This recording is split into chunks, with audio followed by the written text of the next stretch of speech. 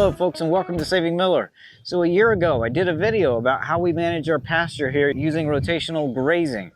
This really makes a great sustainable pasture, and it can potentially increase the number of head you can stock per acre.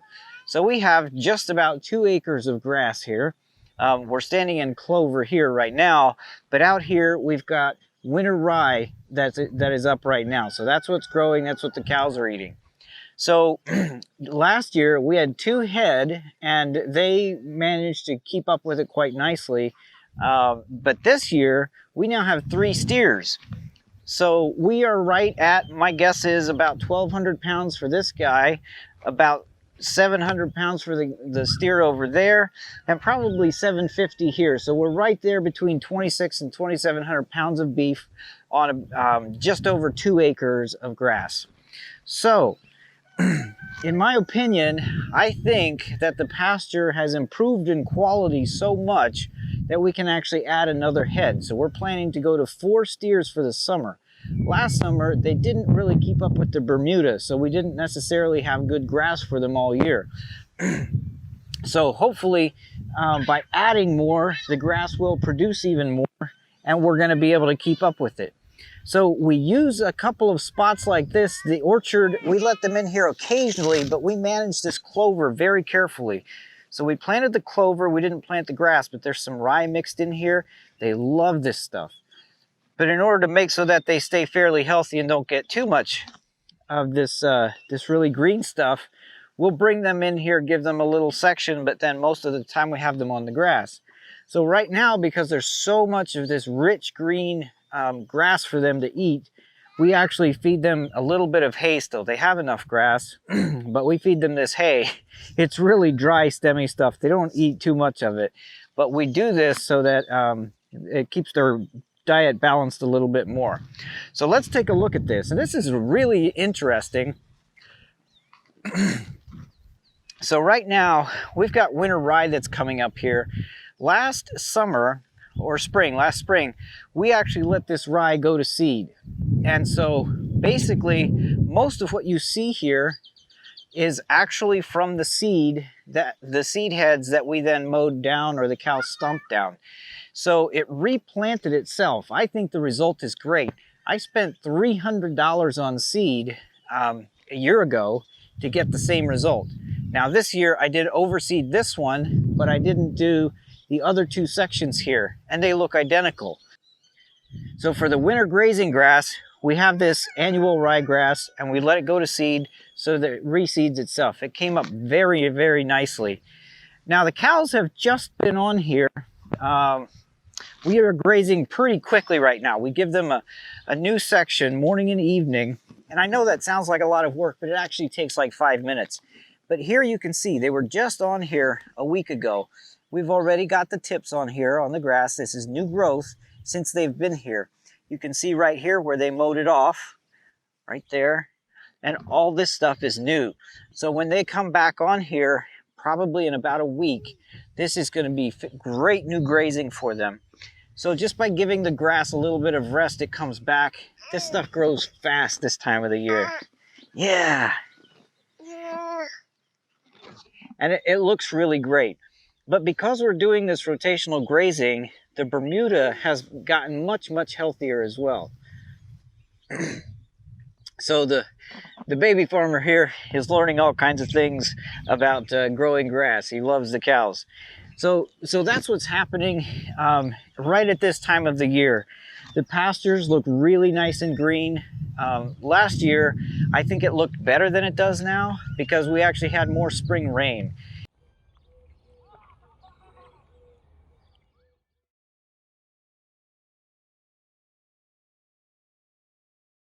Rain actually just does a better job of watering than the flood irrigation does.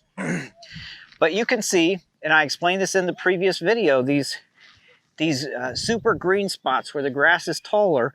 If we look in here, there's, well, it's not because of that. The cows must have urinated right here. And so this stuff is rich. Here, Luna, you're getting in the way. It's tall. They got a real shot of nitrogen here. So that's something to remember with this winter rye. it needs nitrogen. So by grazing fairly intensively, you know, you get the shots of nitrogen from the cows.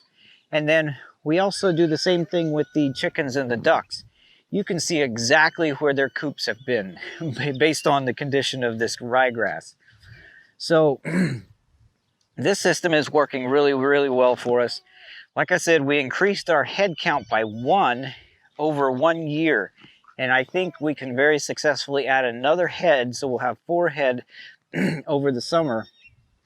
And I think we're going to be just fine.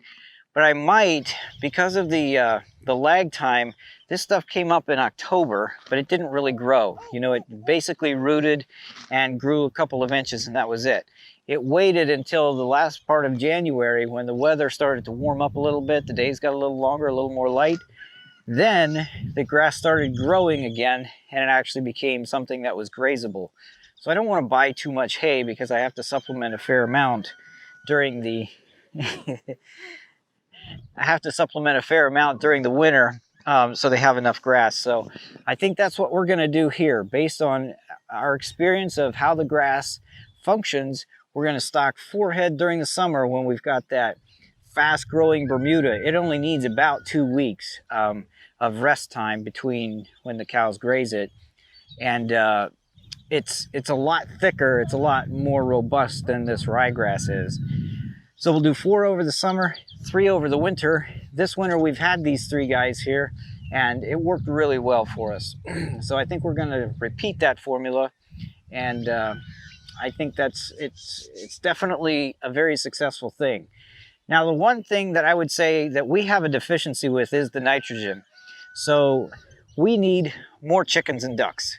So we're working on that. So check back over the next month or so, things are happening. So that's going to be a lot of fun. That's how our system has worked out. I know I got a lot of questions on, you know, how much. Well, let's actually go over here and we'll walk down how much these 3 have gotten over the last 24 hours. Okay, so they just got onto this section yesterday. And so they've pretty much mowed the tops off. They've shortened it pretty good, you know, so it's only a couple inches long. And to give you an idea, let's walk this off. So I have 2,600 pounds of steer.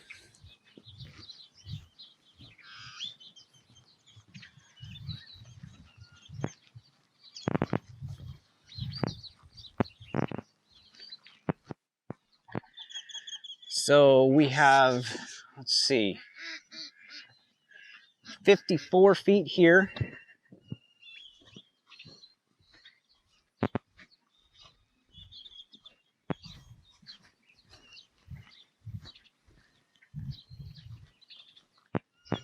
Okay, so that's a square, 54 by 54.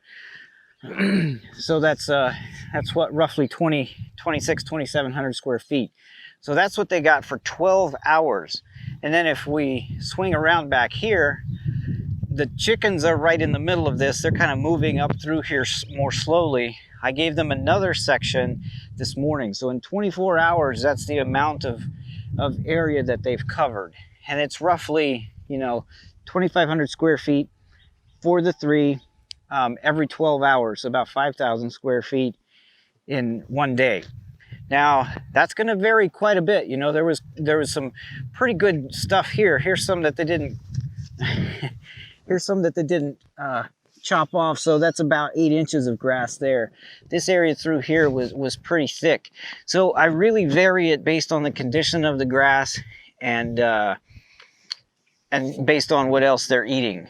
So, like if I let them in the orchard, I might give them a little bit different amounts, but you really have to see the grass and kind of know the grass and get a feel for how quickly they can eat it. Oh, watch out. That is processed grass right there. That is food for the next round of grass. So we really enjoy this. You know, it does sound to some people like it's a lot of work to move them morning and evening, but honestly, it really isn't. The way we have it set up, you know, 5 minutes at the most, and they're moved. So they're pretty happy, you know, very calm calm cows like this are well-fed cows. So hopefully that helps you guys out to kind of give you an idea of the sizing and how much you can expect that cows might need, you know, at least this time of the year on this type of grass. So good luck with your farm or homestead. Saving Miller out.